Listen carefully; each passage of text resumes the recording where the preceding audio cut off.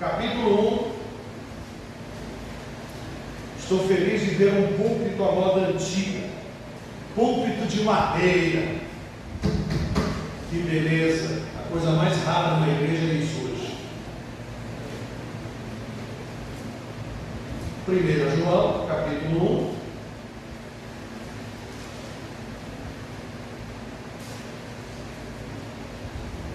A partir do verso de número 6. 1 João 1:6. Se dissermos que temos comunhão com Ele, com Cristo, e andarmos em trevas, mentimos e não praticamos a verdade. Mas se andarmos na luz, como Ele na luz está, temos comunhão uns com os outros, e o sangue de Jesus Cristo, seu Filho, nos purifica de todo o pecado. Se dissermos que não temos pecado, enganamos-nos a nós mesmos e não há verdade em nós. Se confessarmos os nossos pecados, Ele é fiel e justo para nos perdoar os pecados e nos purificar de toda injustiça. Só até aí, peço que não feche a sua Bíblia, porque é ela que há de falar ao nosso coração. Meus irmãos, nós temos dois grandes grupos de pessoas que frequentam a igreja. Dois grandes grupos de pessoas que se identificam como cristãos.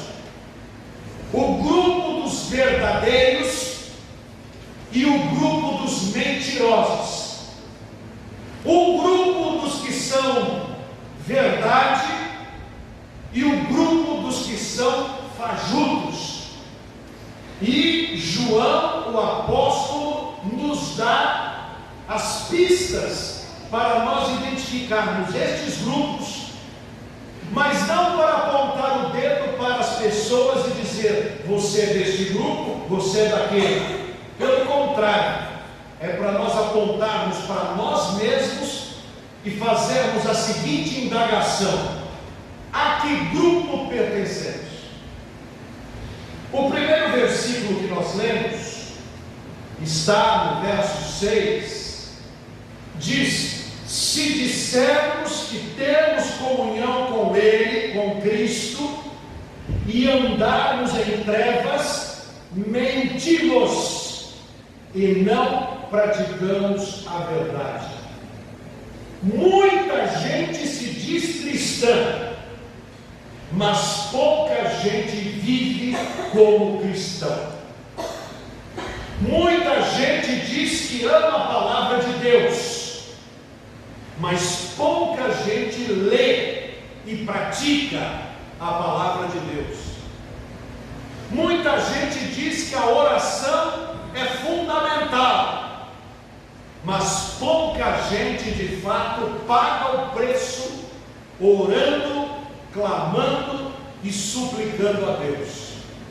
Muita gente diz que vai morar no céu, mas vive de tal maneira como se nunca fosse sair da terra. Muita gente diz que ama o reino de Deus, mas está o tempo todo de braços dados com o reino do mundo. No sábado estão nas baladas, estão nas adegas, estão nos clubes, dando toda a sua adoração ao ser humano, ao antropos. É uma antropolatria. No domingo estão na igreja, fingindo viver uma vida cristã verdadeira. Deus não se agrada disso. Se nós dizemos que andamos em comunhão com Ele e andamos em trevas, nós estamos mentindo e não estamos praticando a verdade. Nós dizemos dizemos que o crente tem que dizer sim, sim, não, não. O que passar disso é de procedência maligna. Mas quantos se dizem crentes e são mentirosos? Falam um monte de coisas e depois não são capazes de pedir perdão das coisas que falaram. Nós dizemos que o nosso corpo é templo do Espírito Santo, mas quantos que se dizem cristãos usam o seu corpo ao seu bel prazer, transformando-o num centro de vaidades, de piercings e de todas as coisas que possam colocar para mostrar vaidade, quando o corpo é templo do Espírito Santo e santo deve ser apresentado ao Senhor. Quantos estão vivendo uma vida dupla, um pé na igreja e um pé no mundo? A Bíblia diz que este é o grupo dos cristãos mentirosos, daqueles que não vão herdar o céu. Porque para Deus não basta apenas confessar, dizer, é preciso viver. Se não viver, aquilo que você diz não significa nada. Lembram-se no juízo, diante do Senhor, do juiz, que diz: afastai-vos de mim, vós que praticais a iniquidade. É a prática que mostra a fé. Tiago, na sua carta, já diz assim: mostra-me a sua fé sem obras, e eu com as minhas obras mostrarei a minha fé. Por isso o verdadeiro cristianismo não pode viver de braços dados com a mentira. Se viver, é falso. Versículo de número 7. Mas se andarmos na luz, como Cristo está na luz, temos comunhão uns com os outros, e o sangue de Jesus Cristo, seu Filho, nos purifica de todo o pecado. O grupo dos verdadeiros anda na luz.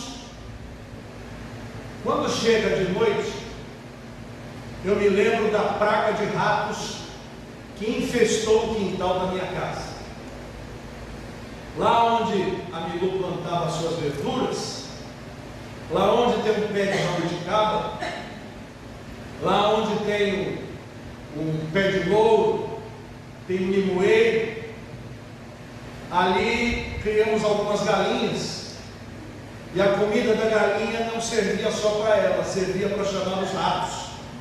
Havia um supermercado ali do lado, e de dia você não vê nada, não tem nada, mas bastava pôr-se o sol, e a gente começava a ver um trânsito terrível, de ratos subindo pelo muro, descendo no quintal, subindo a jabuticabeira e infestando uma moita de babosa que havia ali.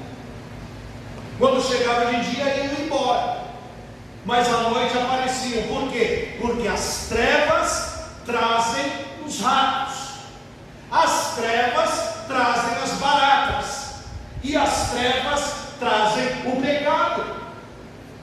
As casas de pecado que os irmãos têm por aí são todas com luzes escuras, na penumbra, porque as pessoas não querem mostrar à luz os seus próprios pecados e os seus próprios erros. Mas o crente não vive nas trevas, o crente não vive nas penumbras, o crente não vive no escuro. Ele mostra a luz de Cristo como uma vida exuberante e maravilhosa de quem conheceu o Salvador. As suas palavras são ditas publicamente. Ele não tem medo de mostrar o seu celular para outras pessoas, porque ele não tem do que se envergonhar. Ele usa a tecnologia e não deixa a tecnologia usá-lo. Ele vive a fé em qualquer plataforma da vida, seja ela plataforma digital, natural, qualquer uma. Ele é crente em qualquer circunstância. Ele é crente em casa, ele é crente na igreja, ele é crente na escola, ele é crente no trabalho, ele é crente no ônibus, ele é crente na rua, ele é crente no banheiro, ele é crente em todo lugar, porque a sua fé é uma fé iluminada. Ele anda na luz, e diz a Bíblia que quem anda na luz como Cristo na luz está, mantém comunhão com os outros que estão na luz, mantém comunhão com os outros que são crentes de verdade, não com os que são falsos. Aliás, ele se sente mal do lado de um crente fajuto, ele se sente mal com aquele que no sábado vai fazer festa no AP e no domingo vem fazer o louvor da igreja. E eu não preciso dar nomes, porque os irmãos já pegaram os nomes que eu tenho. Há tantos artistas, tantos cantores que se identificam como gospel, como evangélicos, mas que vivem a mesma vida que viviam outrora, não tendo deixado 1 milímetro os seus múltiplos pecados. Isto não é andar na luz. Com estes, a Bíblia diz que nós não devemos ter comunhão. João, na segunda carta, vai dizer assim: nem os salveis e nem os recebais em casa, porque quem faz isto se torna cúmplice dos seus próprios pecados. Mas o crente verdadeiro tem comunhão com outros que andam na luz. E que bênção é quando temos uma igreja cujos membros, em sua maioria, buscam andar na luz. Verso de número 8: se dissermos que não temos pecado, enganamos-nos a nós mesmos e não há verdade em nós. Não há espaço para o crente orgulhoso. Jesus, contando uma parábola a respeito da oração, falou de um fariseu e de um publicano. O fariseu era o religioso, o publicano era o cobrador de impostos. O fariseu orava de si para si mesmo, dizendo: ó Deus, graças te dou, porque eu sou tão bom, eu sou tão crente, eu sou tão fiel.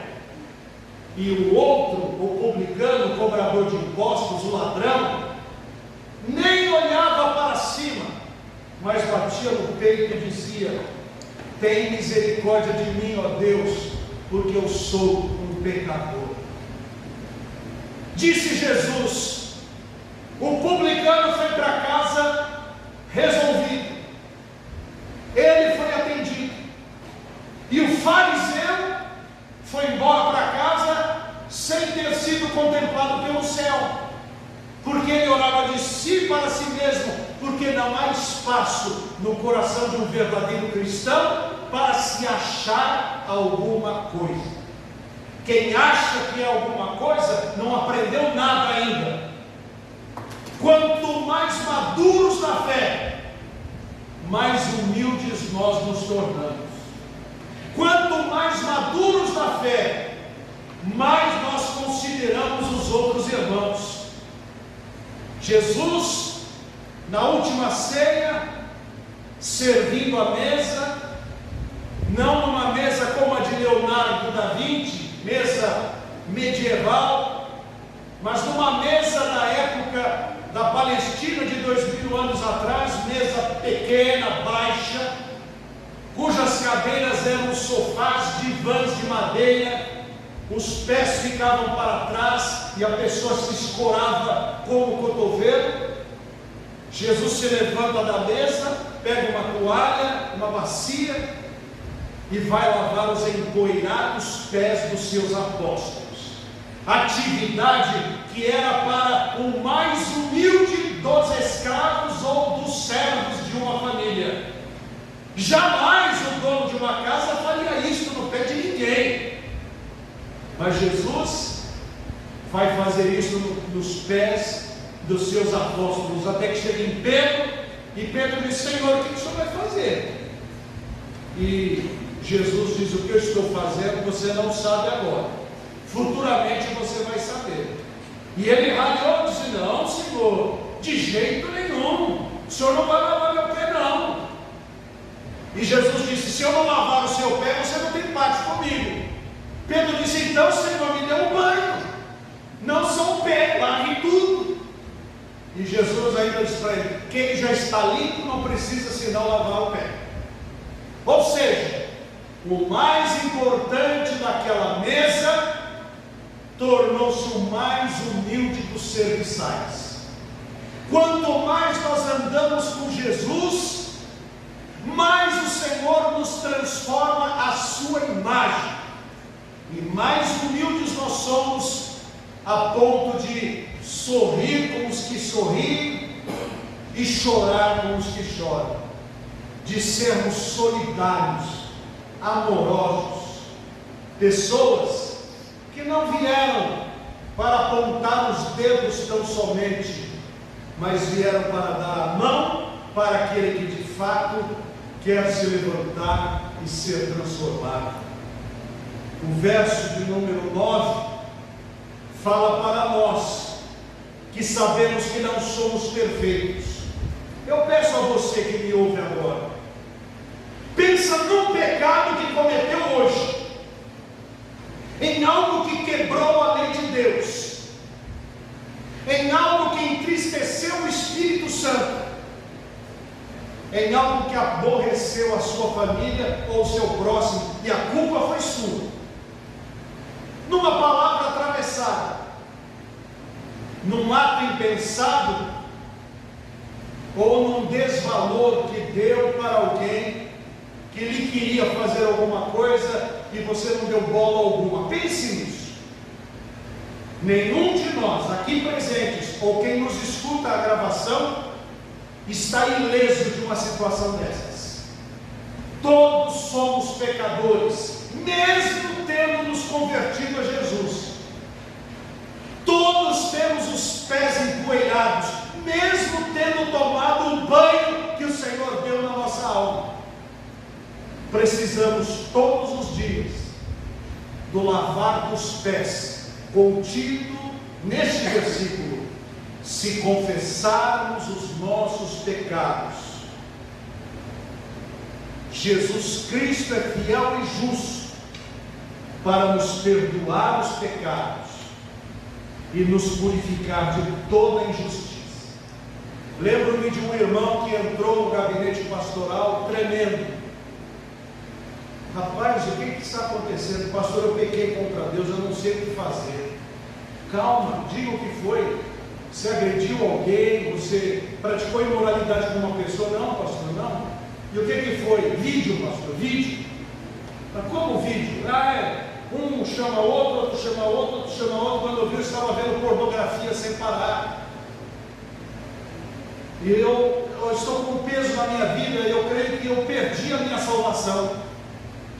E o pastor disse para ele: se você foi salvo, a salvação você não perde, mas a sua paz você perdeu, e você deve recuperá-la agora, porque isso se chama pecado, e Deus não se relaciona com um coração em pecado. Você quer consertar? Pastor, pelo amor de Deus.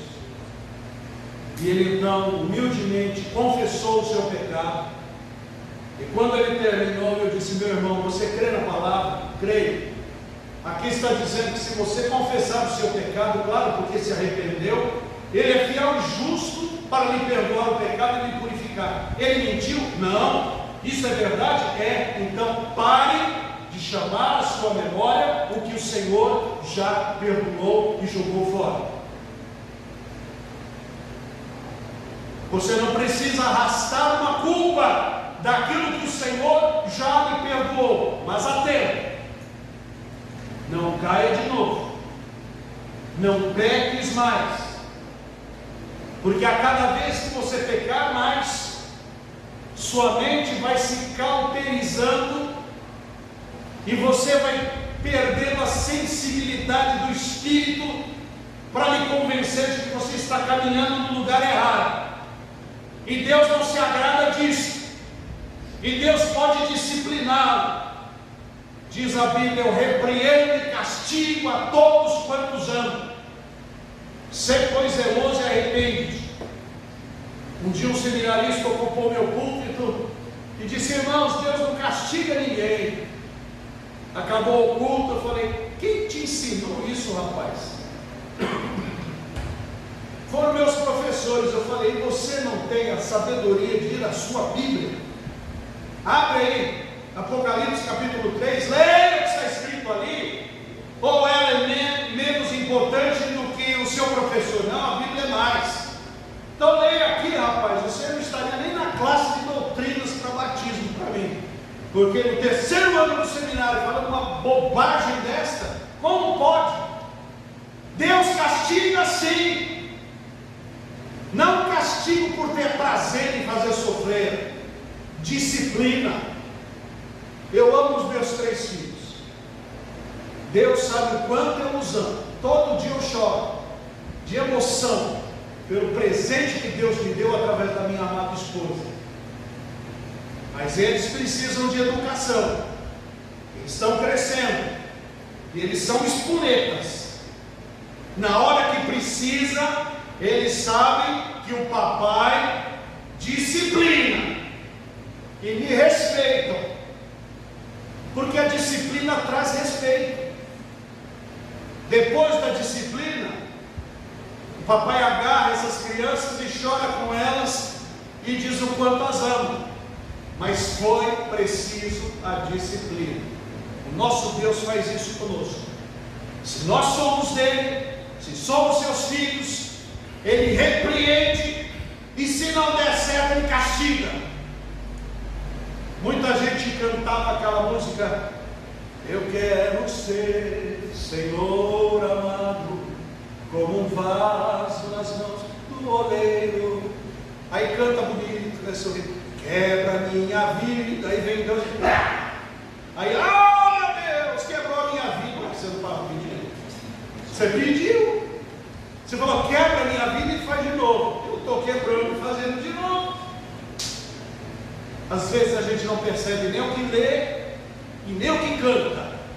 Mas se somos do time da verdade, nós somos daqueles que não se consideram perfeitos, daqueles que estão se submetendo ao Senhor Jesus todos os dias, e que não passa uma noite sem que estejamos aos pés do Senhor, dizendo: Senhor, o dia se passou, e eu quero confessar coisas que eu poderia ter feito muito melhores, e eu não fiz.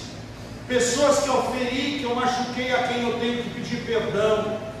Coisas que eu tinha que fazer, que eram boas, eu não fiz. Coisas ruins que eu não deveria ter feito e fiz. Perdoa-me, Senhor. Como aquele hino: perdoa-me, Senhor. Perdoa-me, Senhor. Eu pergunto para terminar esta mensagem: a que grupo você pertence? Ao grupo dos que fingem ou ao grupo dos que são verdadeiros? Você pertence ao grupo das trevas, mesmo usando o nome da luz? Ou você pertence ao grupo da luz, mostrando Cristo em todas as plataformas da sua vida? Você é do tipo que se acha perfeito, ou é do tipo que está pronto a ser moldado pelas mãos do Senhor? Eu quero ser do tipo que Deus pode trabalhar, moldar, mudar, dirigir, orientar, repreender, castigar, consolar e transformar. Espero que você também queira ser deste time, e que Deus a cada um de nós abençoe no nome santo de Jesus Cristo. Amém. Amém.